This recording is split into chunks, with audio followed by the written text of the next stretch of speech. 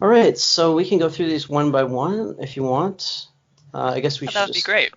start out by saying where these come from, that they come from Conundrum. This is a long comment that he left on the video efilism arguing the argument, right? Right. But you're not Conundrum, just to be clear. You're Hamp, right? I'll just call you Hamp. Is that fine? Yes. Okay, and just call me BG.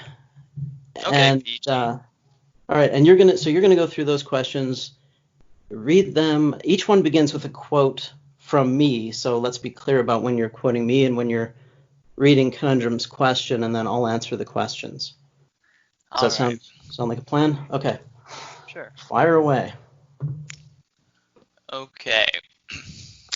Um, right, so you said pain is the experience of increased desire, and Conundrum said, so when you have a leg blown off by a landmine and you scream from pain, what exactly do you desire apart from the pain to stop? Desire for what has increased? Okay, so there are a couple of there's kind of an error in the question, but there's also a problem with the terminology. So to some extent, this is my fault, or it's just because we don't have precise terminology for these things.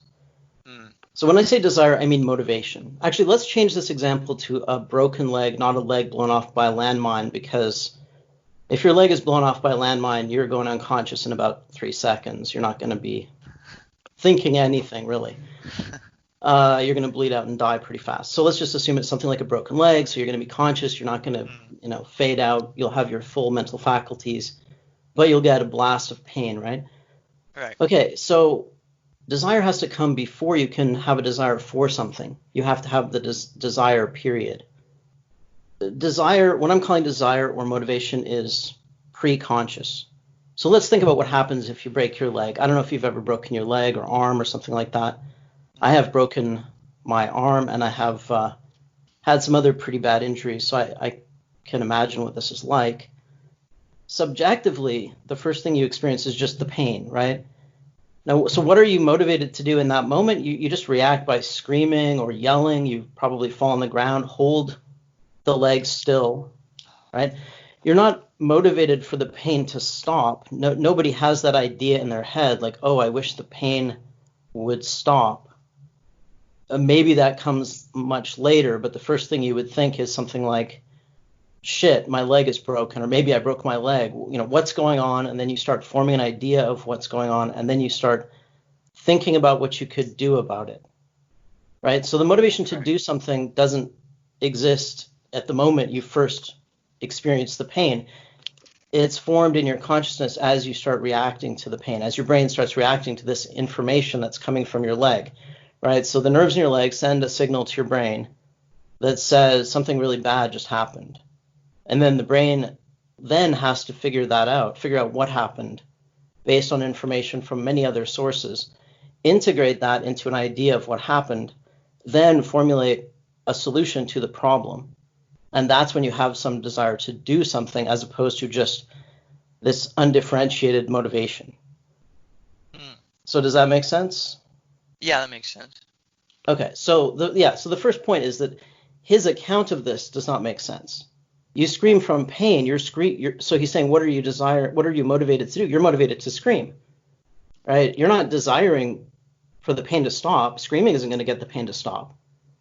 You're just motivated. Like, you can think of motivation as being muscular output in a sense, right? Motivation is about causing muscles to contract. So your maximum motivation is like your maximum contraction of your muscle fibers. And when something really bad happens, you squirm, you roll up into a fetal position, you contract your muscles, you yell or scream or something like that. Some of these things have functions, but some of them are just the result of this intense surge of motivation that doesn't have anywhere specific to go. Okay, and then after a while, your brain starts figuring out what to do with it and then formulates some sort of action. But I don't think at any point you're really thinking about stopping the pain. At least for myself, I would be thinking, okay, oh my God, what happened to my leg? What do I need to do now? How can I get to a hospital? Or, there are lots of things I would be thinking. The thinking, I wish the pain would stop thing is more like once everything has been taken care of and you're lying in the hospital, you might have some thought like that. But we don't go around thinking, oh, I need more pleasure, and oh, I wish I had less pain.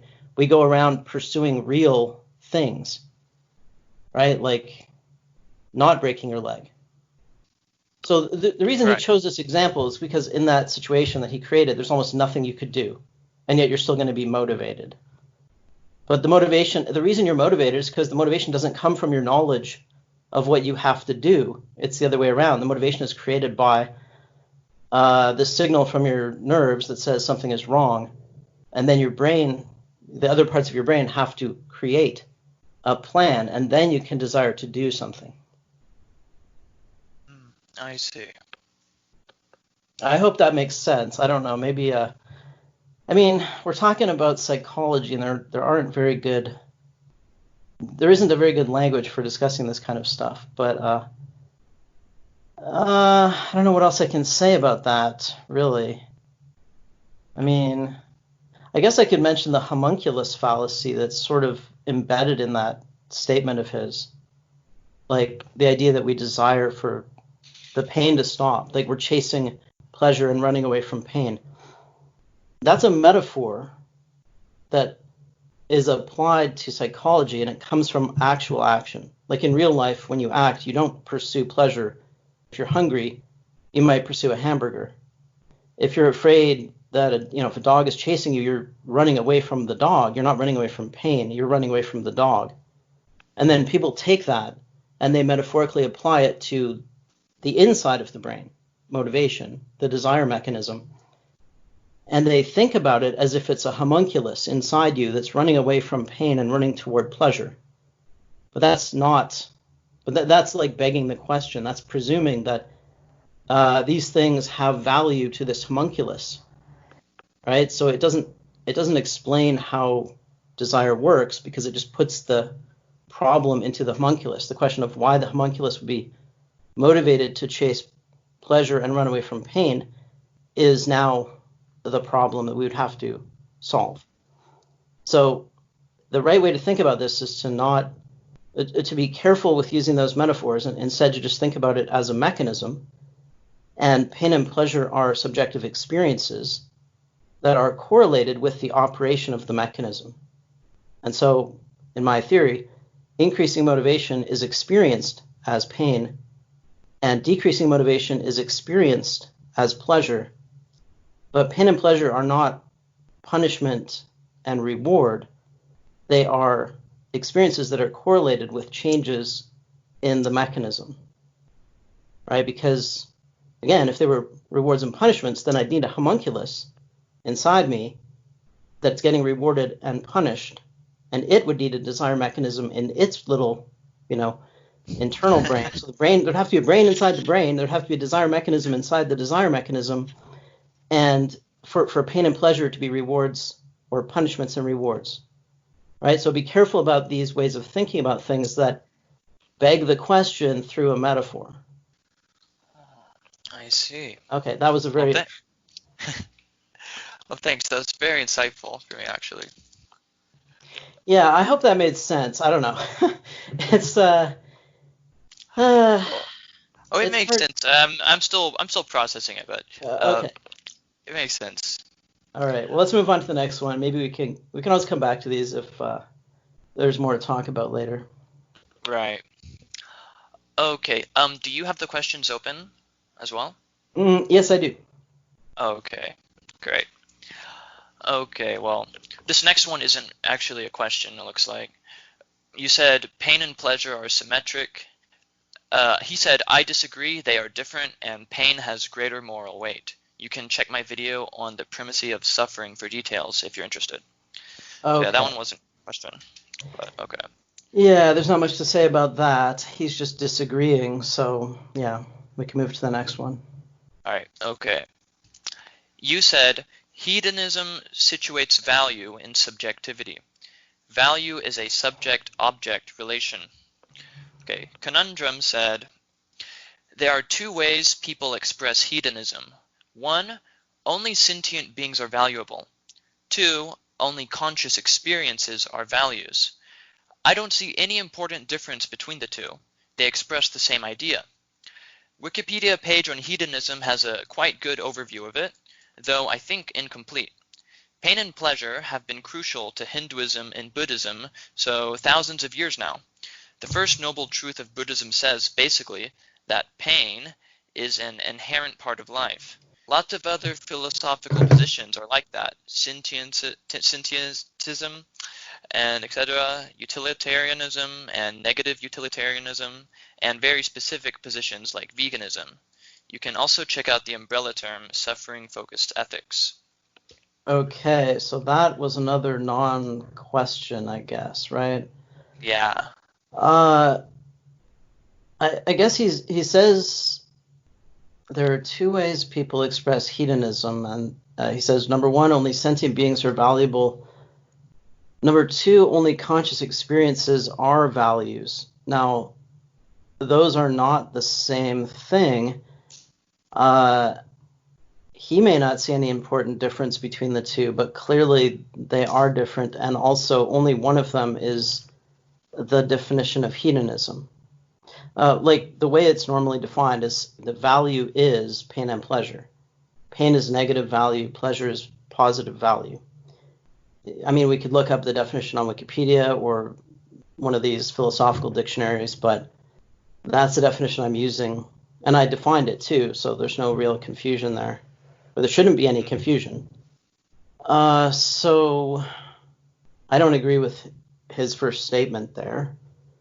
And I don't know why he said value is a subject-object relation. He seems to be trying to disagree with that, but I guess in a way hedonism might disagree with that. Because I don't know, not necessarily, because, I think what I said after that is in hedonism, the valuing arrow goes out of you and then back into you. Now, to me, value is a subject-object relation. The subject values something in objective reality.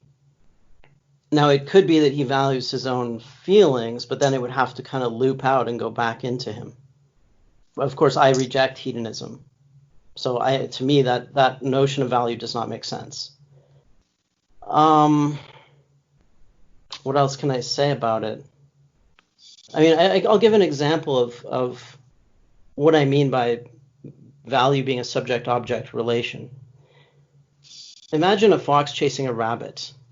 The fox values eating the rabbit, right? That's why he's chasing the rabbit. He has this value judgment in his head, like I want to eat that rabbit, right? He values that outcome. The rabbit values the outcome of not being eaten. That's why the rabbit is running away from the fox. So these two subjects are making value judgments. Those values are different. Their values are completely opposite, right? The value is not an objective reality. The things that they're pursuing or running away from are real, but the valuing of them comes from the minds, right? It is not objectively good for the fox to eat the rabbit, nor is it objectively good for the rabbit to escape from the fox. The two subjects value those outcomes differently because the value is projected onto the outcome by the subject. Does that make sense? Yeah, that makes sense. Okay. So the point is that value is always attached to a perspective, and you can't detach it from a perspective. And that's why the notion of objective value, which is typically thought of as moral value, is absurd. There can't really be moral values because a moral value would have to be detached from a valuer. But we can get to that later. I think that's... I agree there. It's like if there was no conscious beings in the universe, like, would there be such thing as morals? I guess not. Perhaps. Okay, so I'll move on to the next one then. Yeah, sure. Okay. This next one has to do with what we just talked about, it looks like.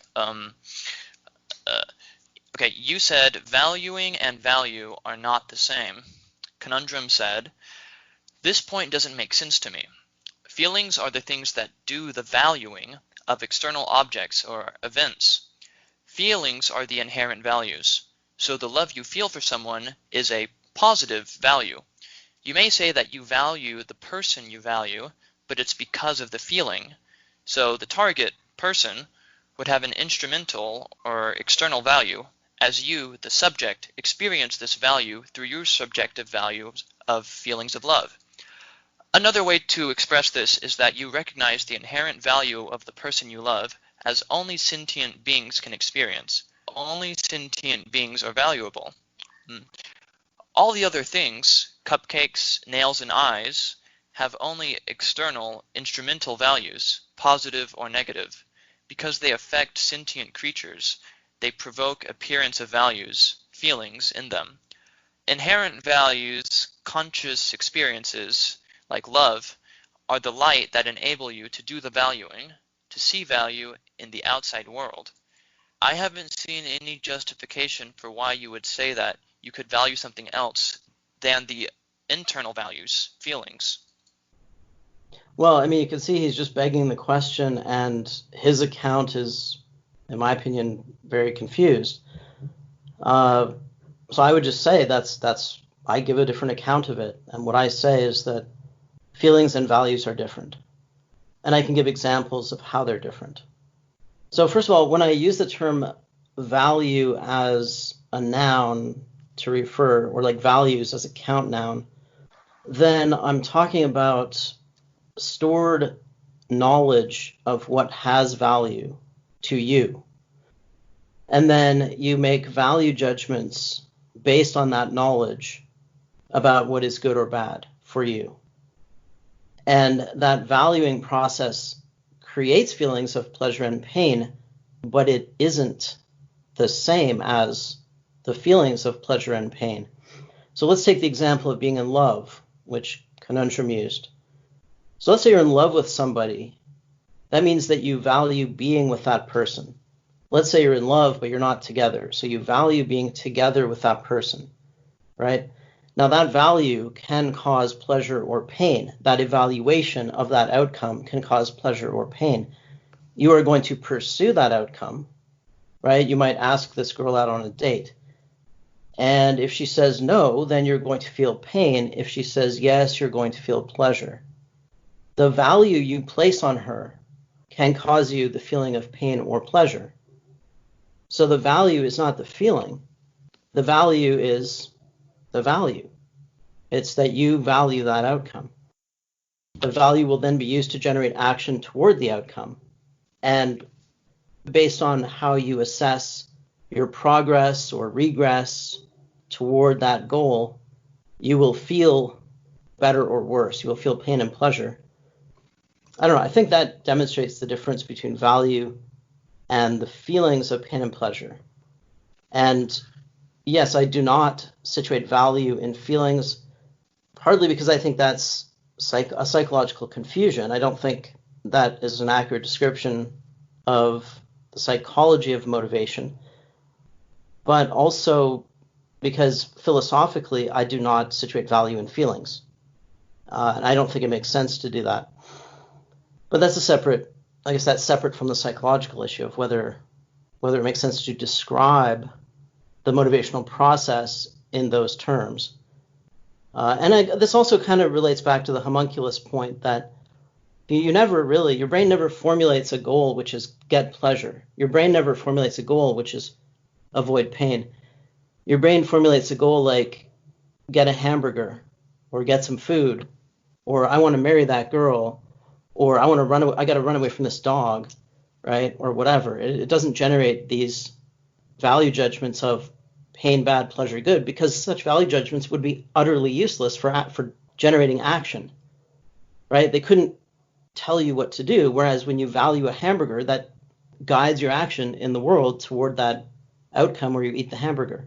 You're like, oh, okay, how do I get a hamburger? I go to McDonald's, take my wallet with me, blah, blah, blah. I get a hamburger. How do I end up with this girl? Well, I have to ask her out on a date and I have to go through all these processes and, maybe I'll end up with her in the long run. If you just woke up in the morning and said, hey, how can I get pleasure today? How can I avoid pain? That would be absolutely useless. It would do nothing for guiding action. So I don't think that's psychologically accurate. You could still philosophically claim that these are the ultimate values, but that's a philosophical claim. And I think the difference, well, we're going to get to this difference later, so maybe I'll just leave it at that, because I think there's another question that gets into this philosophical question about what we value. But does that make sense as far as the psychology goes, that there's a distinction between valuing and the feelings of pain and pleasure? Yeah, those examples are really helping me understand. Okay. Okay, so next question was well, not really a question again, I think. Okay, you said criticism. I should have said he had a bunch of criticisms. That might have been a more accurate way of describing it. Yeah. Well, no, there is a question in this. There is a question in this one. Oh, right. Okay. So you said pain and pleasure are transient. And Conundrum said, yes, everything in the universe is transient. Everything exists in the moment. Some moments may last longer, a few billion years. If you don't want to value this type of transient thing, then what would be the reason to value other types of transient things? Well, there's a bit of I don't know what to call it, a slight amount of dishonesty or confusion in the question, because I didn't say that we should not value transient things. What I did is I brought up the fact that pain and pleasure are transient, and they're transient in a very different way from, the universe being transient, or the earth being transient, or my life being transient.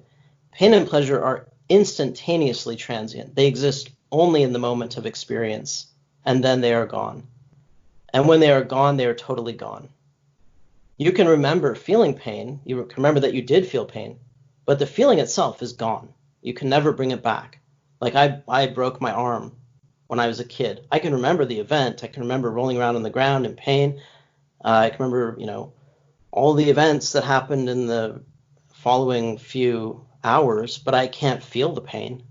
It's completely gone, right? So that's a very different kind of thing. Pain and pleasure are not objects. They don't have objective reality. They are subjective experiences, and that is something different.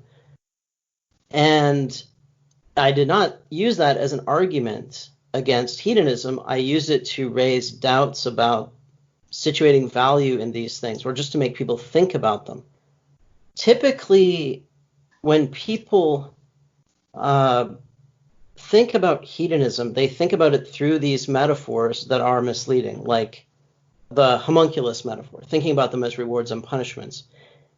And they also often think about pain and pleasure as if they were objects, like money or something like that. So like you're building up a balance or something, right? Or you're accumulating pleasure, or you're accumulating experiences, or maybe you're drawing it down. And in the efilist view, it's all negative. So things are just getting worse and worse and worse. But I was making the point, there is no accumulation of this stuff. Once it's gone, it's completely gone. I guess another point to make is that acting into the real world has effects on the world that extend beyond you and could potentially last for a very long period of time. So you are changing the world outside yourself. Now, I don't even know. I mean, we don't know for sure that the universe will die a heat death or whatever. We don't know what's going to happen in the future. We don't know, that our current cosmological theories are correct or not. So there is the potential to have effects on the world that last far, far beyond yourself, far, far into space and time.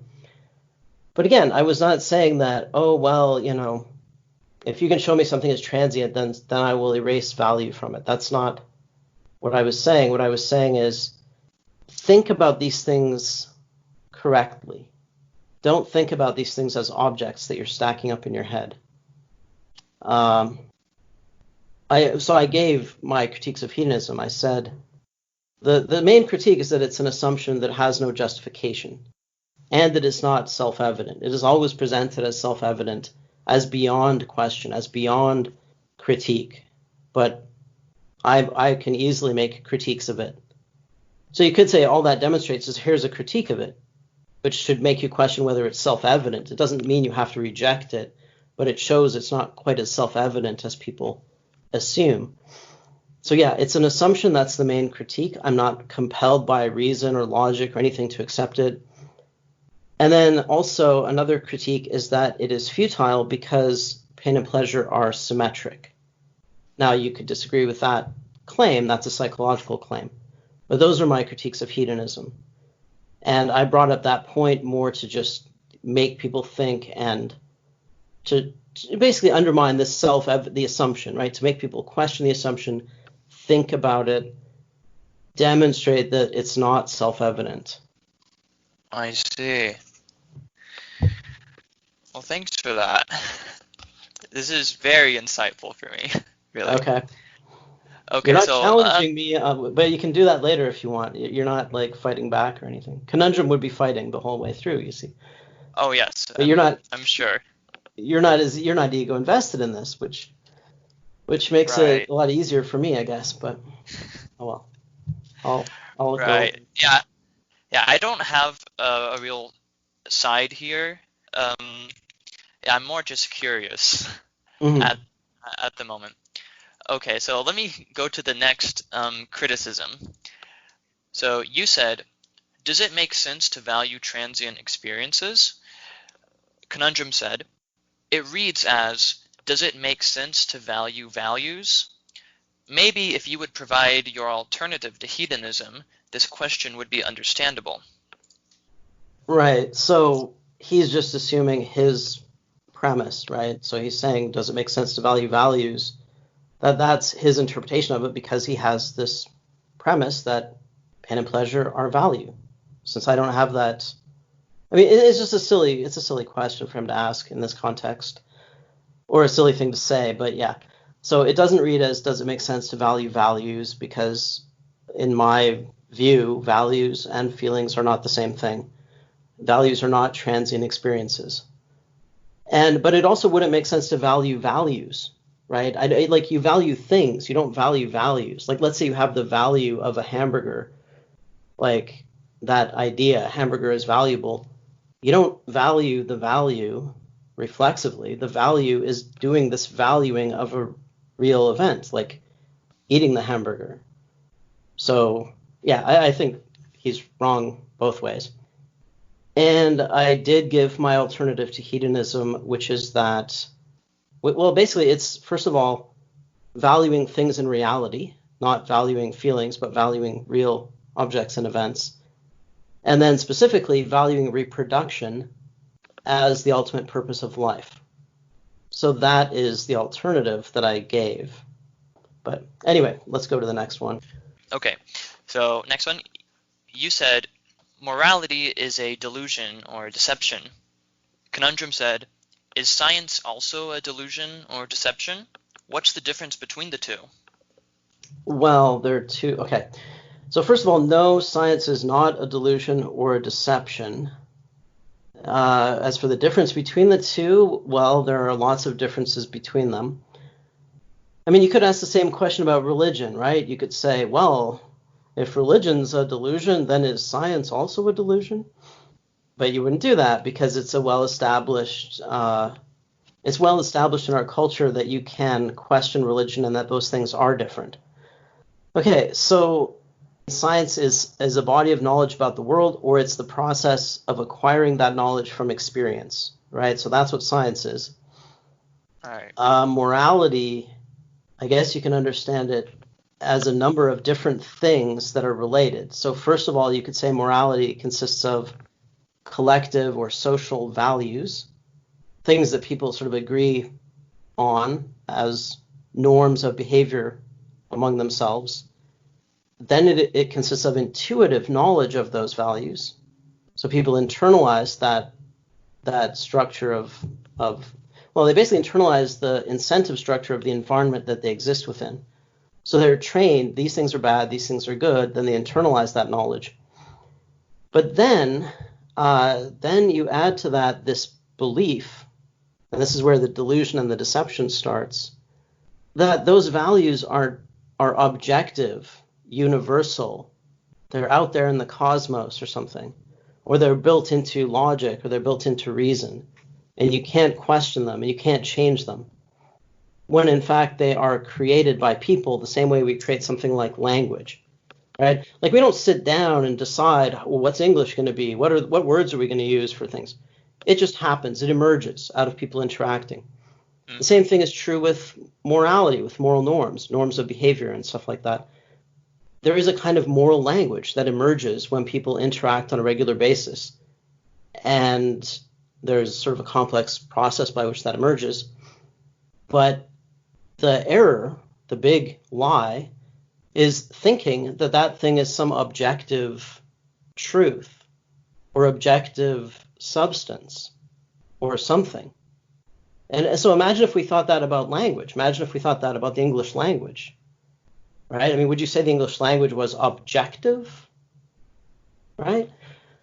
Right. So that's the difference. I mean, we create morality and we use it to organize our behavior, but then we add to that, to the collective values, we add this mythos, this delusion, I guess, or deception, that our collective values are the universal collective values that are written into the stardust or something. And that's a lie, or a delusion, and it's both, a bit of both. And then there's more to it than that, right? We have all these, then we add all kinds of layers of hypocrisy and other bullshit onto that core error. So that's why it's a delusion slash deception. It's a delusion slash deception because of this error of projecting our collective values onto the cosmos or logic, or just claiming that they are objective and beyond our control and independent of our perspective, when in fact they're very tied to our perspective. And they change, right? You can see that. You can look, there are different moralities. Different places and times have different moralities, just like they have different religions. So anyway, I hope that answers the question. Yeah, I would say it does. Okay, then I'll just go to the next one. All right. Okay, you said, where do the efilis think morality comes from? Conundrum said, from recognition of values, reasoning, arguments, convincing other people, people agreeing on ways of doing. Once the fact of subjective experiences are recognized and agreed upon, people can start working in appropriate directions. But it's a meta-ethical question, so other people may answer differently. Okay. Well, that really doesn't answer the question. And it's sort of a dodge. Like he says, from recognition of values. What does that mean? Moral values or non-moral values? Like, if you think it's objective, then where is it? Is it written into the cosmos? Is it written into the atoms and molecules? Is it in the, I don't know, is it in the laws of physics? Is it in the laws of logic? That's the question I'm asking. Because I have an answer for where it comes from. It comes from people, just like the English language comes from people tacitly negotiating a way to get along. And it's the same thing with morality. We tacitly negotiate a bunch of norms for how we're going to act and what we're going to do and all that. And that's where it comes from. But if you think it's objective, then you got to answer some questions like, what the hell is it? Where does it come from? What's its relationship to reality? Because if it's objective, that means it's in reality, right? It's not in us. It's in the atoms or molecules or logic or mathematics or something.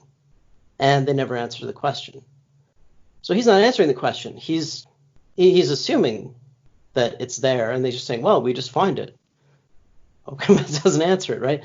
So if he's saying from recognition of value, like personal values, like if he thinks that pain and pleasure are good for the individual who experiences pain and pleasure, does not follow from that there is any moral imperative toward anybody else, right? Altruism does not follow from hedonism. So, I mean, I guess I'd need to get him here to answer the question, or just I'd have to interrogate him to see if he has an answer. Do you have an answer? Do you have any thoughts on that? I mean, do you believe in morality? Do you believe there are moral values? Not exactly. I mean, I guess I'm also like a moral anti-realist. I don't think there's any objective morality. Okay. I'd say, like, I would agree they come from people. Yeah. Okay, well then we're not gonna be able to fight over that, I guess. But well, that is something that people like Conundrum believe, that there is this moral imperative that is just there, and we are somehow compelled to obey it. And that's why I'm posing that question, because they're making that claim, but they're not pointing me to this imperative anywhere. Like, I can't see it. Okay, so let's go to the next one, I guess. Okay. Also, later, I would like to ask some of my own questions later. Oh, sure, go ahead. Yeah, well, yeah, let's go through these. I'll try to be not too verbose. All right. Okay. You said, if you reject life, you are still a reproducing machine. You are just a defective one.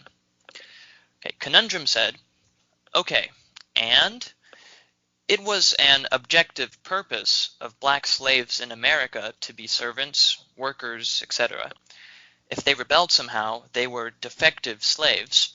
It didn't change the purpose of why the slave owners bought them or bred them into existence. But they could, on occasion, choose otherwise and fight for themselves.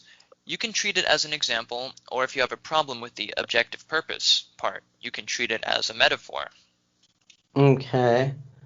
Well, I understand why he's using this as a metaphor. This is a pretty common thing that a lot of people do. One of the reasons I like efilism as a counterpoint is that it's an extreme version of leftism. It's kind of like leftism without all the denial of biology. And you can see leftism in general as kind of a rebellion against biology in a way. Like, not just leftism, but other ideologies like MGTOW, if you've heard of that. I used to argue with them, and they view themselves as being something like slaves to their own desires, which doesn't make a lot of sense. But you can metaphorically do that, right? You can metaphorically externalize it, and that's what he's doing. He's metaphorically externalizing purpose. So in this case, in this example of the black slaves, he's taking a purpose that was imposed on them by others, right? So they didn't have that purpose built into them. Their objective purpose is, like all life forms, is to reproduce. They have the potential to be slaves. They have the potential to be many other things. And so that's very different from something like being a reproducing machine, because you do not have the potential to be anything other than a reproducing machine. That is not something that is imposed on you by somebody else. That is what is that's intrinsic to you. That is what you are. That doesn't mean, and I said this, that does not mean you have to reproduce or you have to accept life. You don't have to do those things. This does not compel you to adopt reproduction as a purpose, because that would be going from an is to an ought. That would be an is-ought fallacy. But if you reject your objective purpose, you will not get another purpose. You will not become something else. You cannot be liberated from that purpose in the way that a slave can be liberated from a master. Because in this metaphor, the master is you. So if you reject the purpose of reproduction, what are you going to do with your life? You are going to masturbate. That's really the only other alternative, because being a reproducing machine means that everything you do in some way is going to be related to reproduction. What do people spend their lives doing these days? They go through the motions. They fake, they simulate being reproducing machines. They have sex, but they wear condoms. Maybe they don't have kids, but they get little puppies or little cats or something, right? So they're simulating. They're going through the motions of being a reproducing machine, but they're doing it with a condom on. And that's the only difference. So that's my metaphor, right? The metaphor here is, well, okay, you can reject being a reproducing machine, but then you're just jerking off. That's the only other thing you can do, which is be a simulated reproducing machine. And people like in Mendham, what is he doing with his life? He's not reproducing. What is he doing? Well, he believes that he's fighting this great fight for this great cause, but what is he really doing? Well, he's really acting like a monkey, throwing shit at other monkeys, trying to dominate other monkeys, engaging in dominance contests with, male monkeys, and he's looking probably at female monkeys on the internet and imagining being with female monkeys. So he's faking. He's not doing something else really. I mean, he is, but he's just being a fake reproducing machine, and he's still acting out the motions of a reproducing machine without realizing the purpose. And then that's the point I'm making. Now, I'm not saying that's an argument for choosing one or the other. I'm just saying that those are the choices. That's what I'm saying. And I went into this in a lot more detail in other places. Like, the video he's responding to is efilism arguing the argument, and it's mostly about efilism. It's not really about my beliefs. So I skimmed over my beliefs. But I've gone into this stuff in detail in other places, so I can just point you to some of those. Lucifer's question is one where I talk about that. Oh yeah, okay, that'd be great. Oh, I see. Okay, well that's very insightful. Thank you. Okay. I think there's one more question. Oh yeah. You said, I choose to be an effective reproducing machine. I affirm life. Conundrum said, sorry, but there must be something I missed in the video. I don't see why you choose to do this, to be this. Right. So what he missed was right before I said that. When I said there is no a priori foundation for value. We are not compelled to accept any value premise. We are not forced to accept or reject life. So right before I said that, right before I said I choose to be an effective reproducing machine, I affirm life, I clearly stated that there is no a priori foundation for making such a choice. So that's what he missed, because he's saying, well, there must be some reason for the choice. But at some point, the infinite regress comes to an end.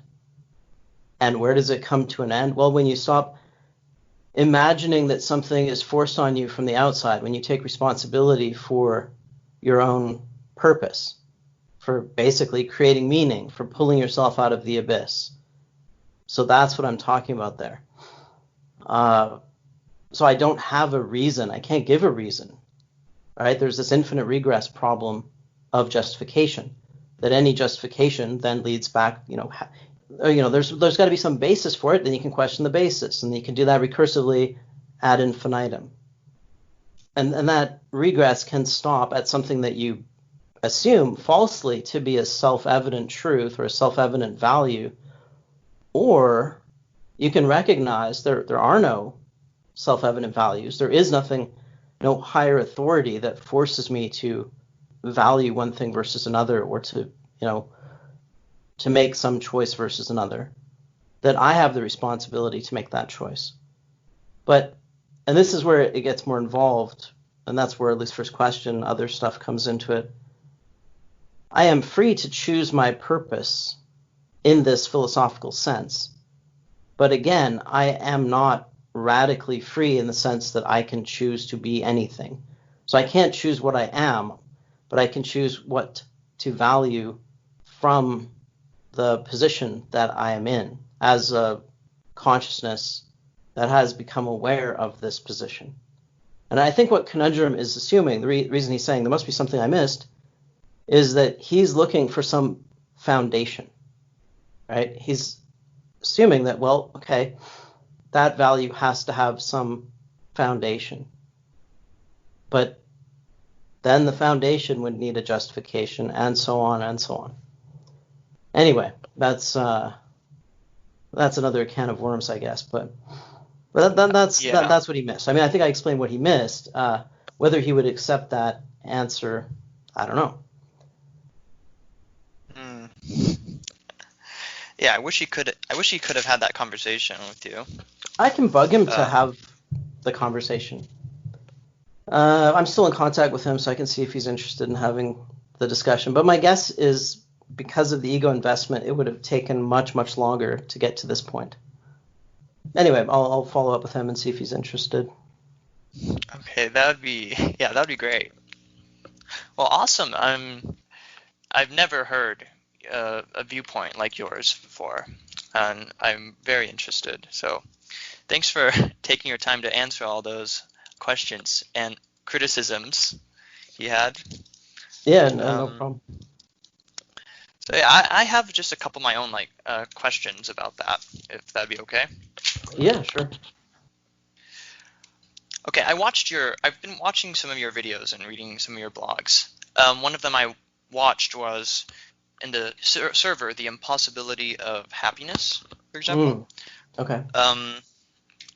Okay, and you also talked about a bit about that here also. Wait, was that a blog post or what was that? Oh no, that was a video, just in your Discord server. Oh, I think it was, okay. It was unlisted. You must have gone way back to find that. You must have been digging around a lot to find that. So, okay. Yeah, I was digging around a bit. Yeah, that's about the symmetry idea. Right. So I want to make sure I've got your view correctly. Okay, so pain and, well, pleasure or whatever are symmetrical, and they kind of cancel each other out over a long period of time, at least. And personally, my view right now is that, well, they're not symmetrical, and let's say, okay, right now I do take the hedonistic view, I would say, that they're not necessarily symmetrical and that you can accumulate them, per se, in some sense. Okay, so I just want to give a couple of examples real quick. And can I guess what one of them is going to be before you give it? Is one of them going to be depression or chronic pain? Or is one of them going to be tortured to death? Because those are the two most people bring up. I was thinking, yeah, one of them would have been along those lines. So how would you respond? Okay, yeah, well, I have to respond to this every single time. I think actually there is a response to that in one of the videos, but well, let's do the torture to death thing. I mean, first of all, because they don't actually have any existence after you feel them, and there's no way to measure them, right? So there's no way to really empirically resolve this question. So I'm reasoning about it theoretically. I mean, there is some empiricism you can do, which is you can experiment on yourself, but you're not going to experiment on yourself by torturing yourself to death and then get an answer out of it, right? So there's some limits to introspective experimentation, and also introspection is extremely dubious because we don't actually remember them. So that's another problem, right? We don't store these things. We store the memories of events. We don't really store the feelings themselves. So having said that, with the torturing yourself to death, or you're not torturing yourself, you get tortured to death. At the moment of death, the motivation goes to zero. Right? So the way I think about it, motivation up, pain, motivation down, pleasure, starts at zero, ends at zero, it's zero. Now, I don't really care, though, what happens when the subjectivity comes to a close, because by the time the subjectivity comes to the close, it's gone. There's nothing left. So there's really nothing to debate at that point. I mean, there's nothing to worry about at that point, right?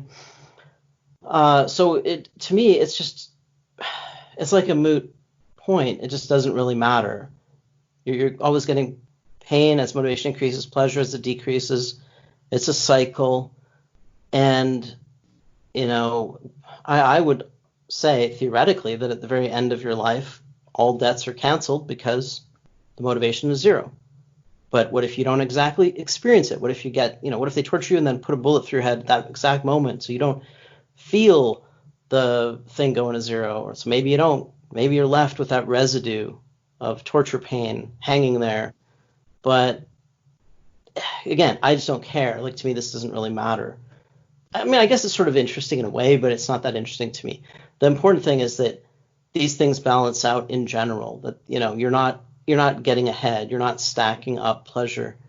And there's a term for that, which is the hedonic treadmill, but it's usually not taken to be as absolute as I take it to be. What was do you want the other one, the chronic pain or depression? Yes, I would.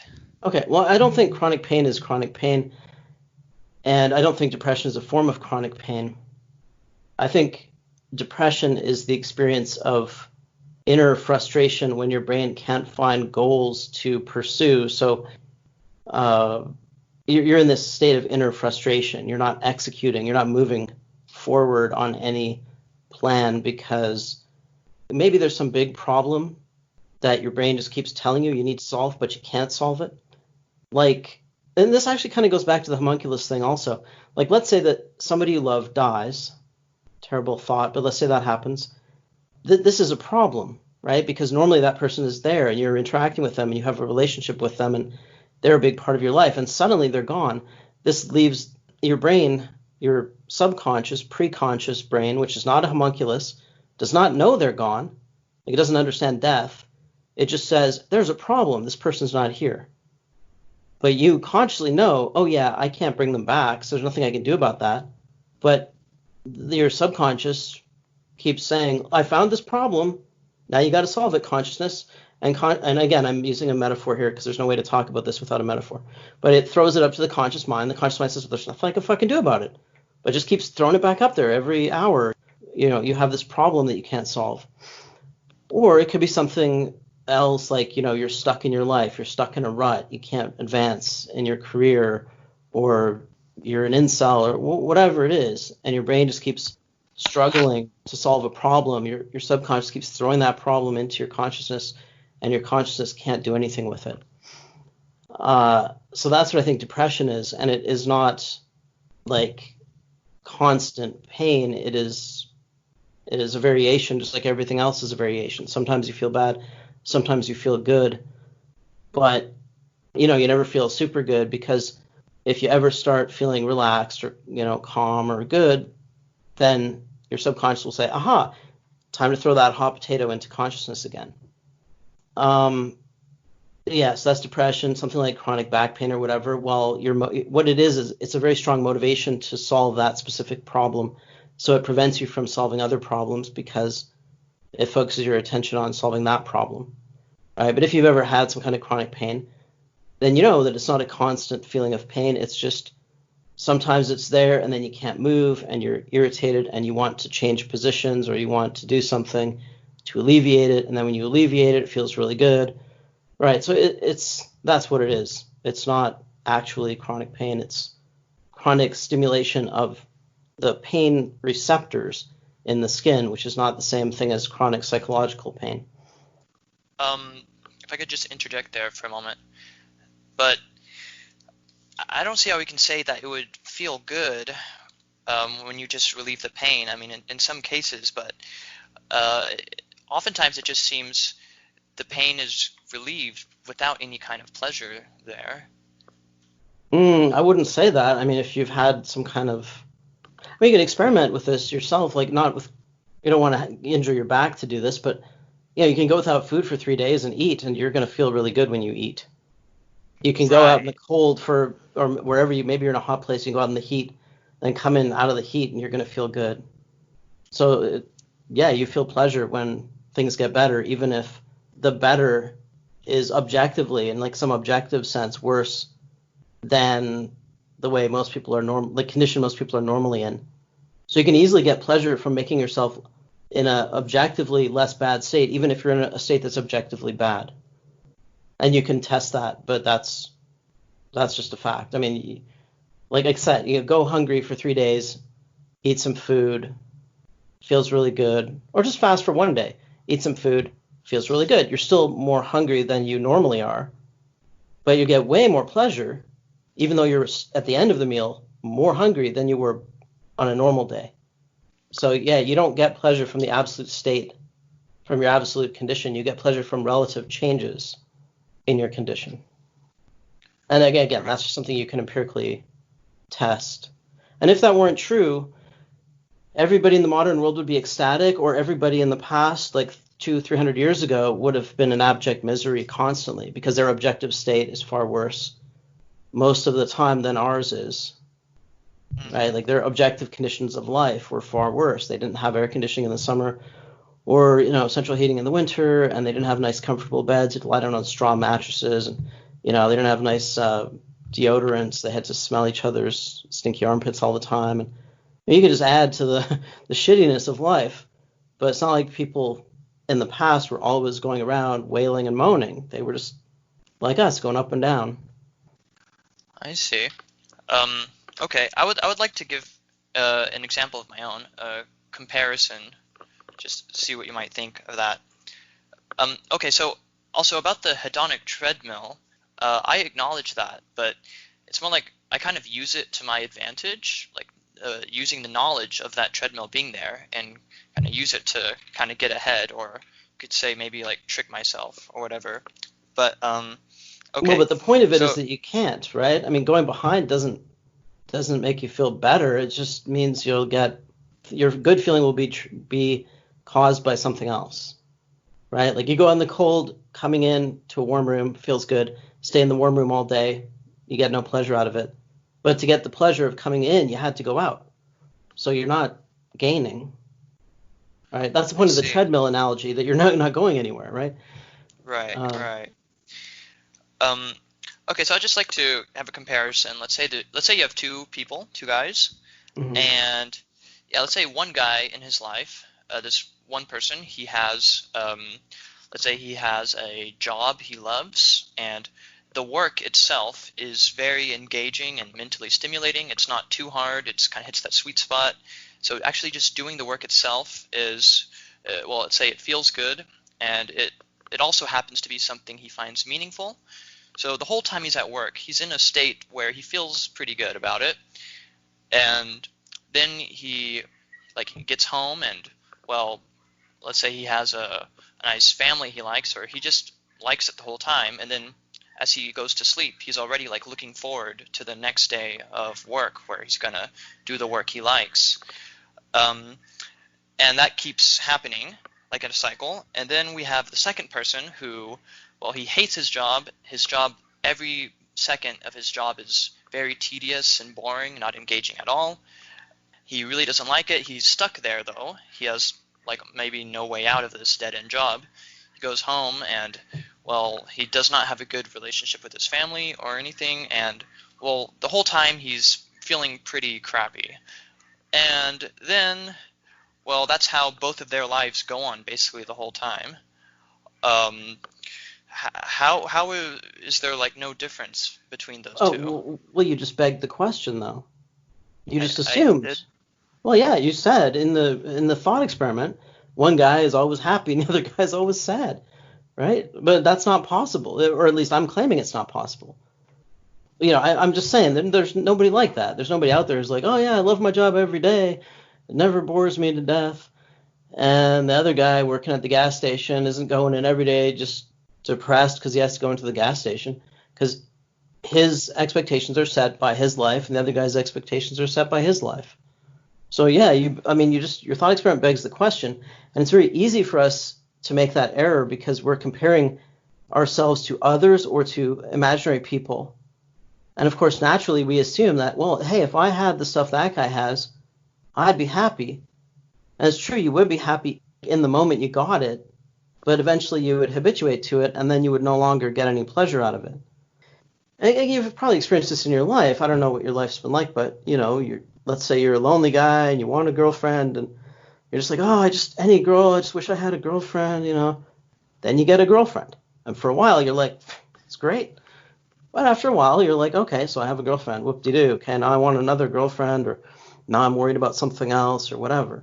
So yeah, you baked into the thought experiment an assumption about psychology. You baked into it this assumption that you can get more or less pleasure or pain or whatever. And again, if that were the case, then 200 years ago, 300 years ago, everybody would have been in abject misery.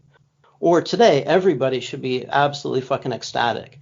Like all these communists trying to burn down cities should just be like on their hands and knees, kissing the ground, thanking capitalism for, everything it's done for them, and just running around, blowing bubbles or something.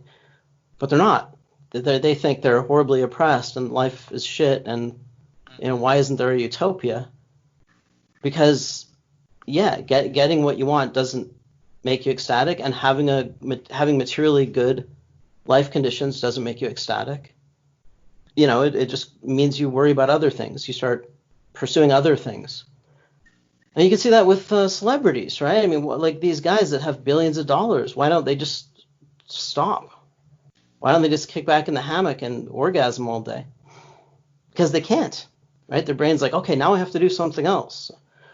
I got to be the president now. It's not enough to just be a billionaire. I got to be the president and a billionaire, right? Right. Right. Because Okay. if you, and again, another point is this: your brain didn't evolve to make you kick back and just lie in a hammock all day and drink soda. Your brain evolved to make you do shit. It evolved to make you reproduce. Right. It didn't evolve to make you happy, right? So there's no reason for it to keep you in a happy state. What it should always do is find another problem for you to solve. Always. Because you can always do better. You can always do something. You can always help. You could help your children to reproduce. You could, if you're a guy, you can pursue multiple women. If you're poor, you can become rich. If you're rich, you can become more rich. There's always something you can do, and your brain should always be pushing you to act. It should never just say, okay, now we're done. Now you just feel happy for the rest of your life. That would make no biological sense, and it makes no psychological sense either. Right. Yeah, that makes sense. Okay. So I kind of get what you're saying, but I still don't reject happiness outright.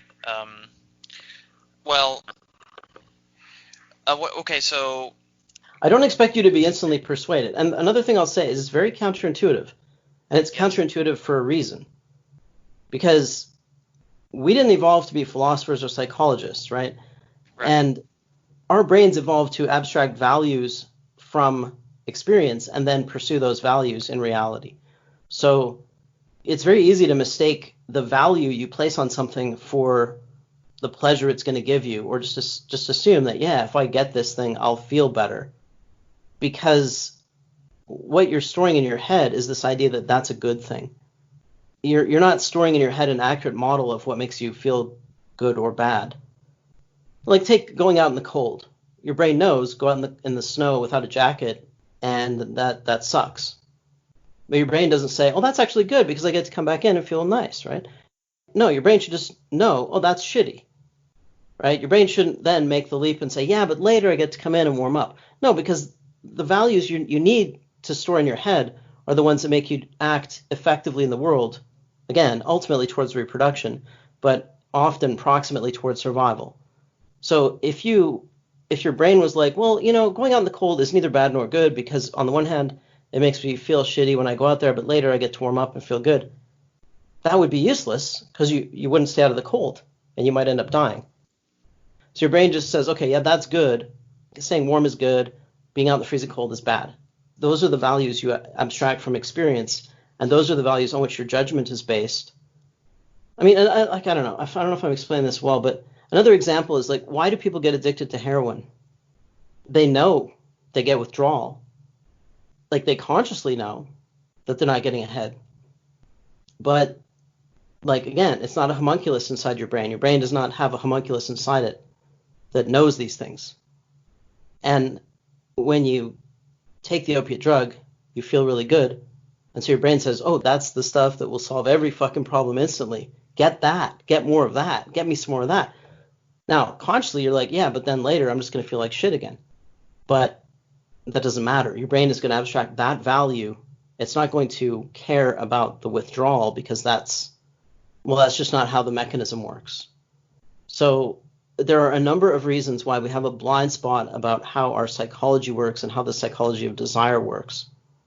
Okay, so obviously, what I'm saying here is counterintuitive because if it weren't counterintuitive, everybody would fucking know it because it's right in plain view. It's right there. Everybody has the data, right? So if what I'm saying was not counterintuitive, then everybody should know it. And yet almost nobody knows it. So yeah, obviously I'm making a claim that, yeah, I have some knowledge that's highly, highly counterintuitive. But I can explain why it's counterintuitive. And, partly, well, I've already started going down that psychological rabbit hole, but I don't expect you to be persuaded right now. So I I'm see. not offended or anything. Okay. Just a point about the depression. I mean, what about, depression that's caused by things like diet and things like that, where it's not necessarily that there's just something they want so badly, but they can't solve?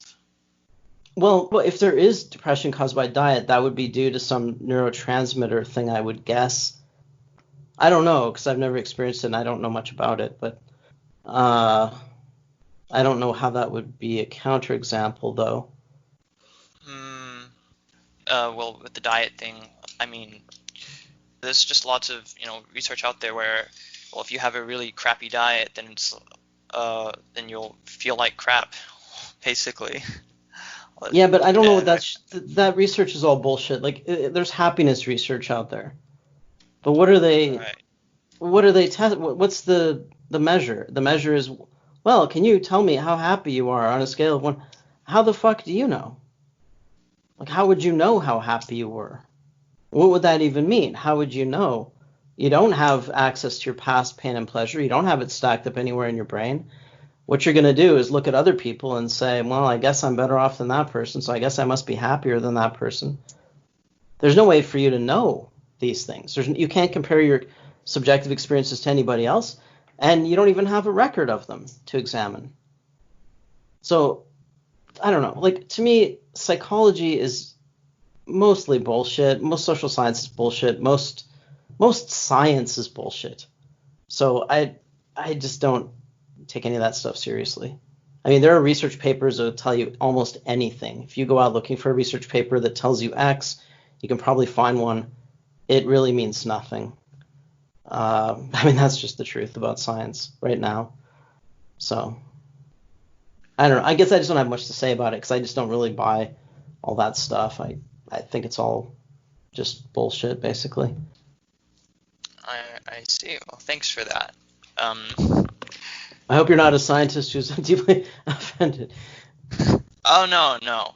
Don't Okay. worry, I'm not anything like that. Like I said, I'm just an average Joe, All really. right. Um, No, well, you can't be an okay. average Joe, or you probably wouldn't be here. Uh, maybe. Not so sure about that. All right. Um, okay. But like, you say that there's no like real record in your mind. You can't really experience these things again. Um, and I think that is true to an extent, but that you can somewhat recall these kinds of feelings you had before and compare it with those, for instance. Well, you can recall, like with the broken leg, you can remember I was rolling on the ground, I was yelling, it was horrible. You're just like your brain knows that going out in the cold feels bad, but you can't recall the feeling. You can't compare the feeling to some other feeling. Like you have no scale of measurement inside you that allows you to say, oh, today this pain is 0.49 times what that pain was that I felt 3 years ago or something. If I prick you with a pin right now twice, you might be able to assess it, but even that's probably based more on your reaction to it.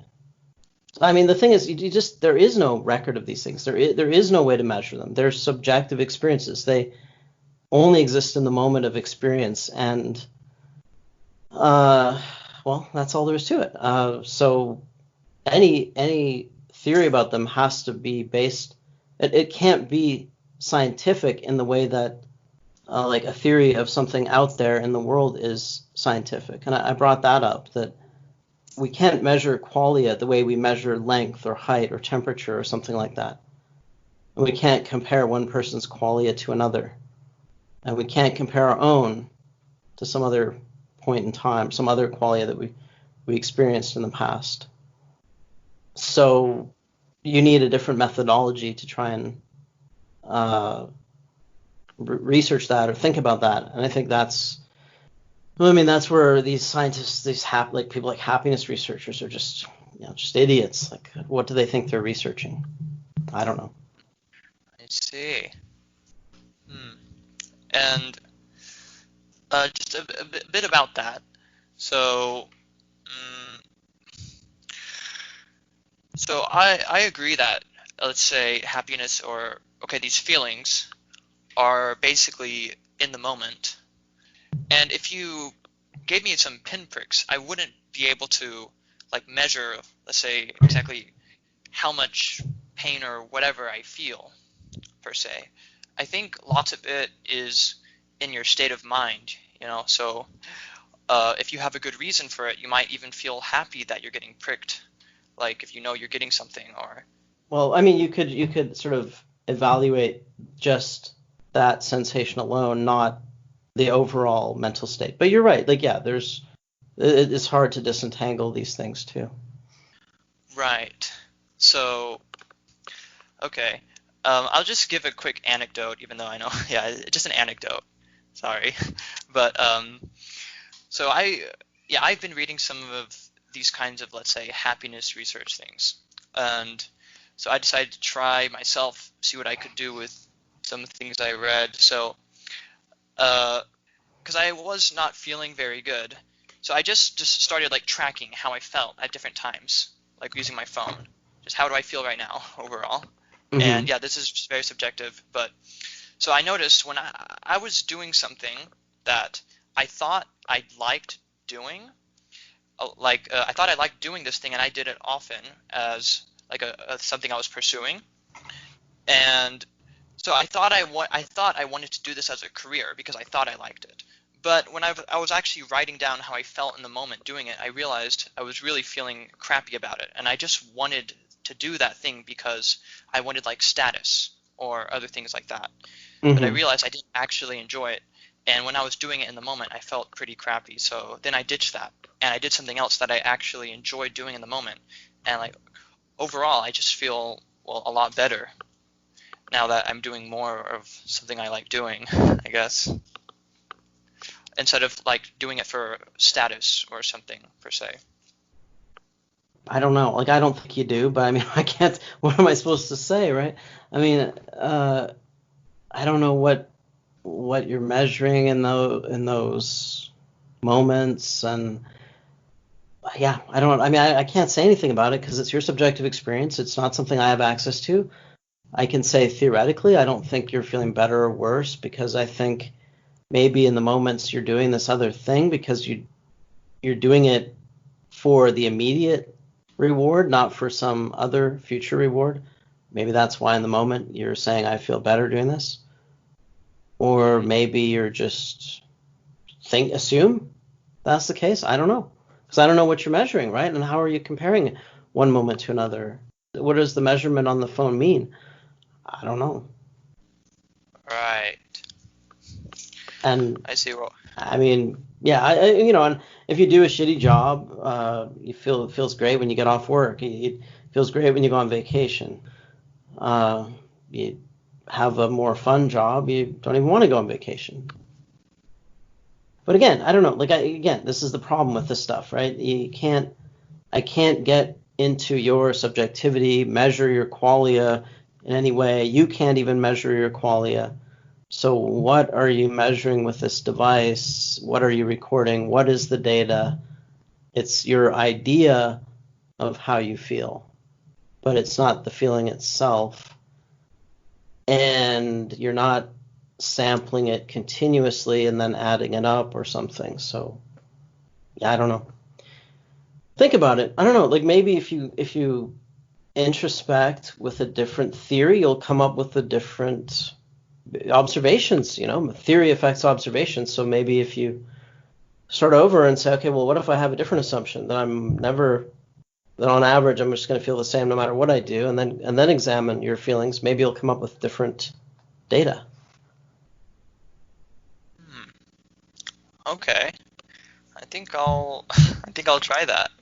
Try the experiment of, I don't want you to like do anything harmful to yourself, but just that little experiment to go a day without food. So I did a lot of these experiments when I was thinking about this years ago. When I was a kid, I went to school every day in the winter without a jacket, for example, except for a few days when it was really, really cold. So I was hypothermic every single day. Felt great getting home. Like, because I was cold all day long, and then I got home and because I used to walk about an hour each way to go to school, So I was nice and cold when I got home. I wouldn't say it had any negative effect on my overall quality of life. It's just it changed when I felt good and what I felt good about and stuff like that. I fasted. I did experiments with that. I spent a lot of time out in the wilderness. So I went without food, not deliberately, but just because I was like traveling long distances and ran out of food and stuff like that. So I've done a lot of experiments on my consciousness.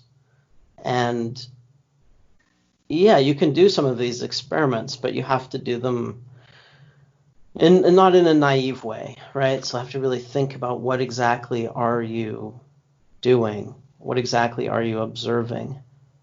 How much can you really know yourself?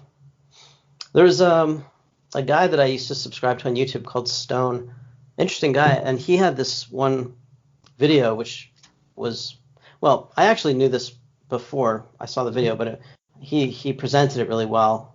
It's a very profound point, which is that you don't know what it's like to be you because you have nothing to compare it to. I'll see if I can dredge up that video. Well, that does sound interesting. We all just assume we know what it's like to be ourselves, right? But we don't because we have nothing to compare it to. Like when we're saying, "Oh yeah, I'm happy," we're not basing that on self-knowledge. We're basing that on comparing ourselves to others or whatever, right? You look at a poor guy, you imagine, wow, it must suck to be him, because if I were in that condition, it would suck. But you're not taking into account that that's his ordinary state, so to him that's normal. When you're thinking about subjectivity, it's not the same as thinking about objective things that are out there that, even though we don't have direct access to them as subjects, we don't have access to the things in themselves. On the other hand, we can posit measurement or observation devices or methods of observation that we can then agree on, and we can measure something like a coffee cup. We can measure its weight, its volume, its height, and all those things, and agree on those measurements and use those as data for a theory. And we can't do any of that with subjectivity. That's something you have to keep in mind. I'm not saying you can't come to an understanding of it, but you can't naively do that under the assumption that it's the same as theorizing about objective things. Yes, that's what I'm saying. Right. All right.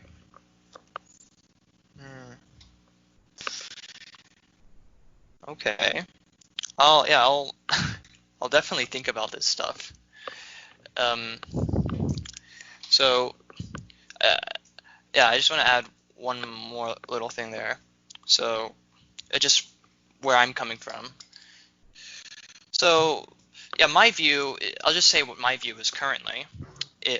My current view is that, there's this, let's say, hedonic treadmill, per se.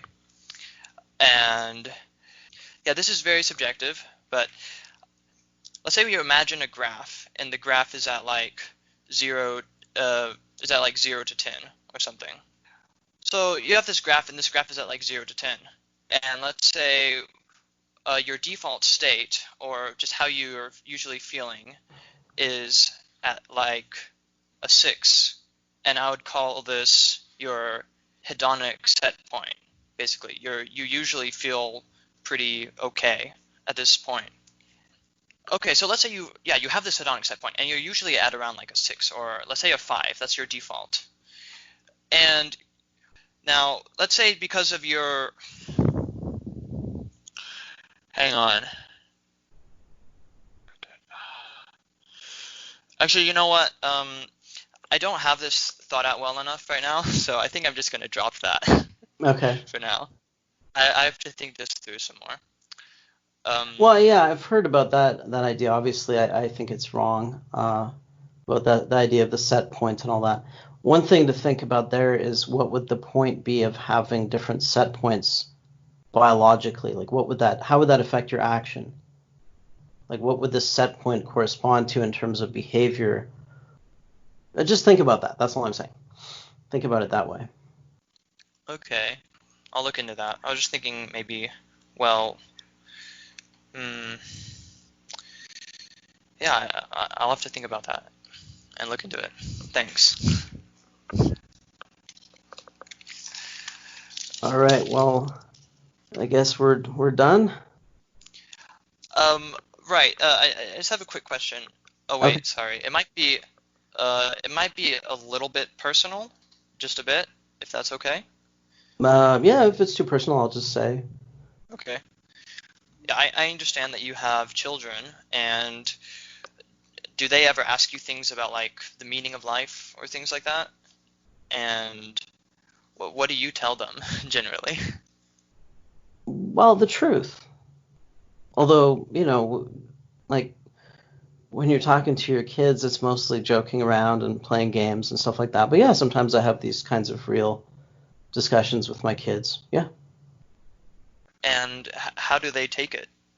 Oh, sorry, if that's too personal, I don't know. Um, well, fine, I guess. I mean, again, this goes back to the sort of treadmill concept or the habituation concept that, if you believe in Santa Claus and you find out that Santa Claus isn't real, then that's disappointing. But when you get over that, then it's not like you go on feeling bad that Santa Claus isn't real for your entire life. You just get used to it, and then that's what you just know. That's just normal. Okay, there's no Santa Claus.